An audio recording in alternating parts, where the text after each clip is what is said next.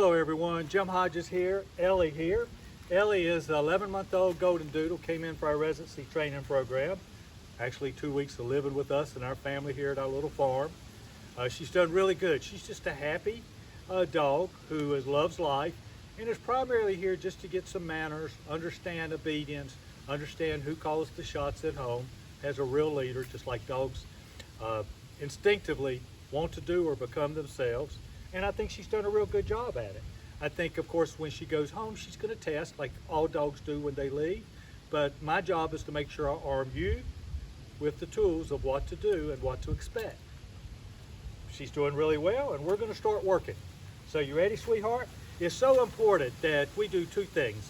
You know, we motivate, and motivate is a form of consequence or praise in that moment of time. In that moment of time, I said.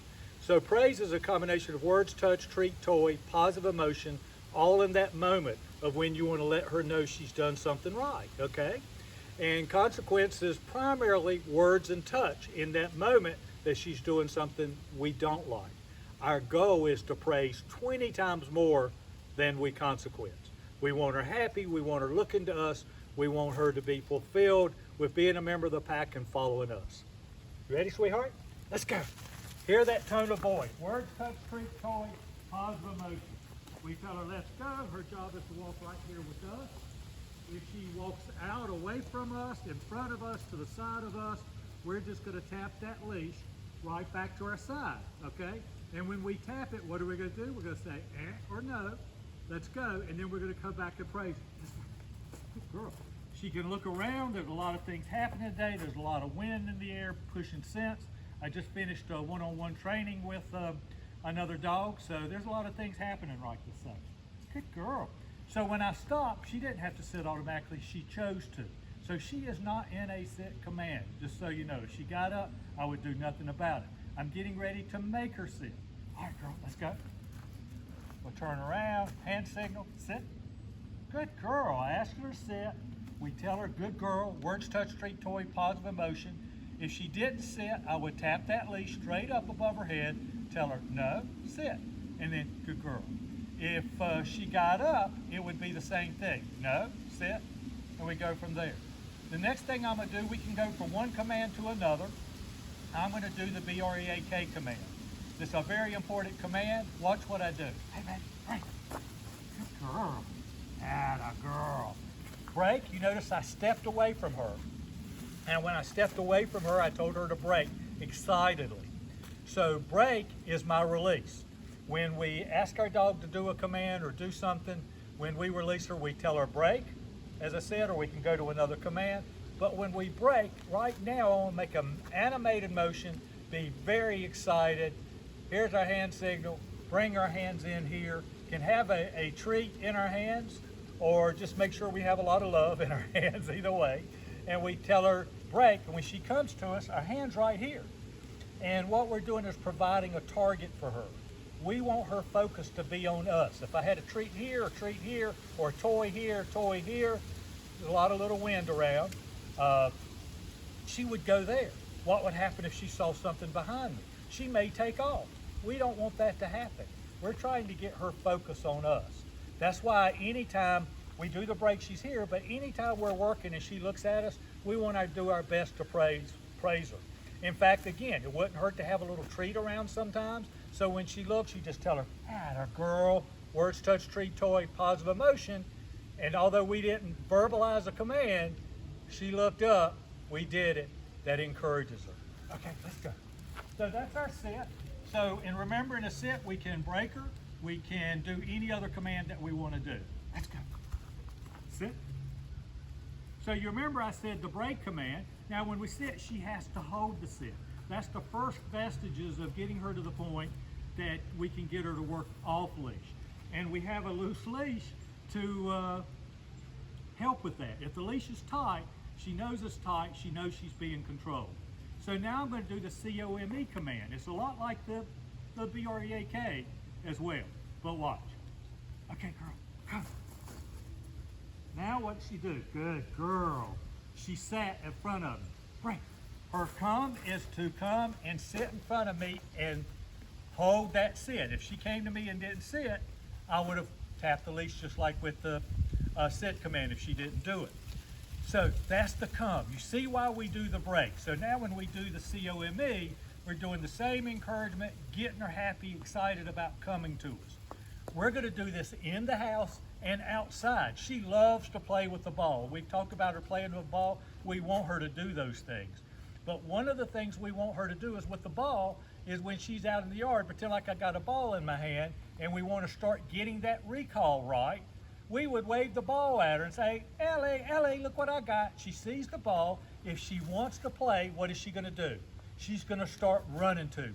And when she starts running to me, I'm going to back up. I'm going to tell her to COME. She's going to get to me. I'm going to pet her, love her. Then we'll play the ball game. She is really looking around this afternoon. Let's go.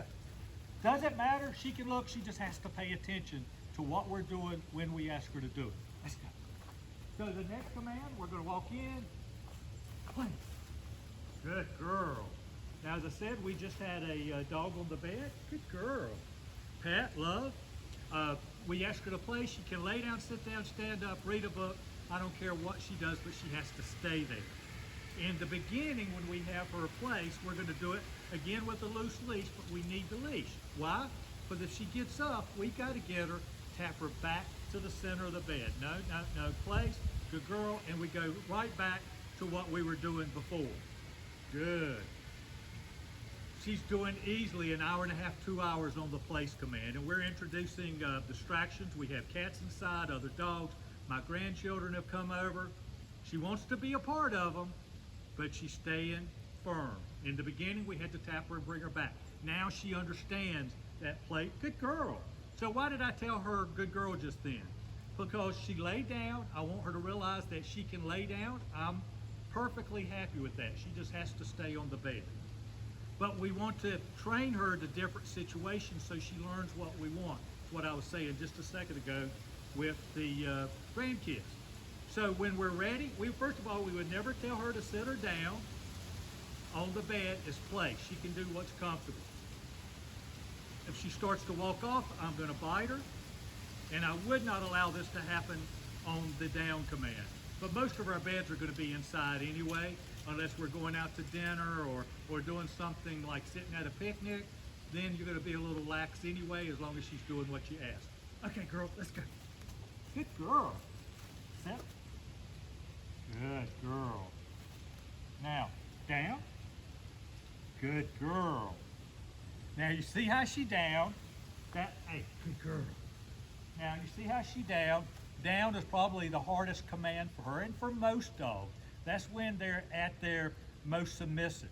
We still tell them to down. We have them down. We reward them. We treat them. We love them. We don't. No. Down. So I bit her because she was grabbing the leaf. She has a bad habit of doing that at home. So we're just teaching her that she can't pick things up in the down. If you go back, just like I said over here on the place, that as long as she didn't pick up anything, we're good. Did she actually pick up something? No, but it was close enough for me to go ahead and bite her to let her know I don't want anything that even looks like that. But this is down. If she got up, it would have been no down. Okay, if she didn't down, it would have been no down. And if you notice that she started doing something I didn't like, it was no down. And then good girl. We're not going to get PO'd. The only emotion I believe that we should have in training is positive. When she does something that we have to consequence, we're not here to intimidate, dominate, break her spirit, hurt her, or have her fear us, but we're not going to be lax. We're going to indicate that with touch right then and at or no in that moment of time to let her know we're not supposed to do that. Okay, girl, let's go. So you saw the DOWN from the side. Okay, sit. Good. Down. Now she's a little sad because I just bit her, but that's okay. She's going to deal with it. I'm not going to make a big deal about it, okay? The reason being, if I start saying poor baby or what have you, that's just going to encourage that action to happen. Ready, sweetie? Let's go. Come on. Good girl. So, our owner has an SUV. We have them as well. One of the things that we do is she can do it. We just made it a little more consistent, is loading up into the SUVs or the trucks. Now, she also could get on furniture. I don't know that they're going to continue. I don't mind a dog getting on the furniture as long as you're the leader and you can command it to happen and when to get off. Just be aware of that. Come on. Up. Good girl. Atta girl. Sit. Why did I tell her sit then? I just wanted to be able to give her a reward. Good girl. Because we haven't really done a lot of rewarding. So, you notice when we're walking, she's walking with me. I like to teach one other command called the heel command. And the heel command is a much tighter let's go, okay? I like to say there's a box right here beside us. Her job is to stay in the box. Our job is to keep her in the box. Why do we want to do that? When we're going to the farmer's market or we're going someplace where there's a lot of people, maybe at the pet store or what have you, you want her right here beside you. And the purpose of heel is for her to be here beside you. If I step off, she needs to get back in the box to get to me. And we need to give her a chance to react to that, okay? We don't punish her just because we step off. She can't read our mind. She reacts and comes in and gets in the box, and then we praise her. When we stop, she sits. And she holds that sit until we release her again. So here we go, heel. To begin with, I do heel just like that. I just take a few steps and stop. I'm teaching her what she needs to do. Good girl. Heel. Then what I start doing is I'll change, get her out of the box. What is she doing? She's coming back into the box to finish. Good girl. Great. I hope that makes sense. The only other thing is we were doing the DOWN a while ago and we did it. I ended up bit her, remember? The other thing we can do at DOWN is tell her to STAY. And that's when we put our hands out in front of her, tell her DOWN and stay. And when we do that, that means to pack your bags. You're going to be there for a while. She typically will do this when we're eating dinner or when we have people over. We'll put her in a downstay for 10, 15 minutes. What does it do? It's no fun in the beginning. Eventually it'll get better for her, but it teaches her she can't move. She can roll on her side and sleep. She can smell around her, no big deal. She can have a chew toy to chew on, but she has to stay. And as I said before, it makes her, the down command is very submissive for most dogs. It teaches her that we're in control. And in the beginning, I believe everyone should do a down or a down stay every day for a few weeks to really bring that home. Be positive. If it concerns them, that's okay. You just go right on through it. The other thing I do with the stay after we started teaching that is a location stay. What do I mean? For example, let's say that I was getting ready to go into the kitchen. We're in the room. Great. Just want to make sure she's broken and she knows it. Okay? I could start to walk in, and as I go into that kitchen door, I'll go, hey girl, Ellie, stay. And then I go on in. All right? And I'll do my thing. If she gets up and walks there or walks into the kitchen, I'm just going to pick up the leash, and yes, we have to have the leash on her to begin with, and I'm just going to tap her back into the room. No, stay. And then what am I going to do right after that? I'm going to immediately go right back into the kitchen again. She needs to learn that just because we're not right there beside her, that if we ask her to do something, she has to do it. That goes with the down, the stay, the place, the sit.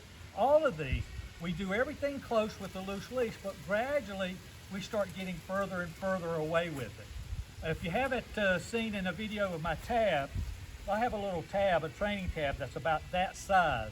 That's a great thing to transition to off-leash inside for behaviors and for off-leash obedience, so you can get hold of her and touch her. If you don't hold that, if you don't have that, you can still use her scruff or her snout to tell her when she's doing something we don't like. Remember, we're not here to intimidate or dominate or anything along those lines. She's got to get it. Good girl. And when she looks at you like that, you want to praise her anytime and every time that she does it. She's starting to get used to it. This wind has really picked up, but I don't know if you've noticed as we've been doing a little while, she's not quite looking everywhere. She's getting accustomed to what's happening. That's another thing real quick, and I'll end this video. Dogs learn in environments and scenarios. When the environment changes, okay, the wind blowing, it's raining, it could be another person out here with us, a dog reverts back to what they did the last time, what their instincts may tell them to do. The only way that changes is by us teaching them as leaders, being very consistent and repetitive, how to act in that situation. I thought she's done good. I think she's doing good. I think she's going to be a great family dog. She's going to be able to travel with you, go to eat at outside cafes, go to picnics, do all of these things. Just know that when we have something show up with a behavior, because you have children at home, you're going to have to interact for the children and let her know that eating and holding socks, for example, is something that she likes to do. We can't allow her to do it. Okay? It's really cute in the beginning when she's little, but at some point in time, it gets a little flabbergasting, if you will, and it can be very dangerous. Goldens are known to want to hold stuff in their mouth. That's what started me in this business, is a golden retriever. Fantastic dog. He used to want to hold my hand. I wasn't a trainer then. He used to like to hold everything, and I loved him for it. He even held my parakeet one time, and I didn't think he would do it, but he picked it up while I was showing my wife, look and see how good my dog is. And then I looked up at her and looked down, and the parakeet was in his mouth. Of course, golden retrievers have very soft mouths, and he was for duck hunting. But needless to say, you learn a lot of things working with dogs. They've been a blessing to me. You know, God put them on this earth to serve us, and I thank him and I thank you. If you need me, pick up the phone and give me a call, 336-945-3232. God bless.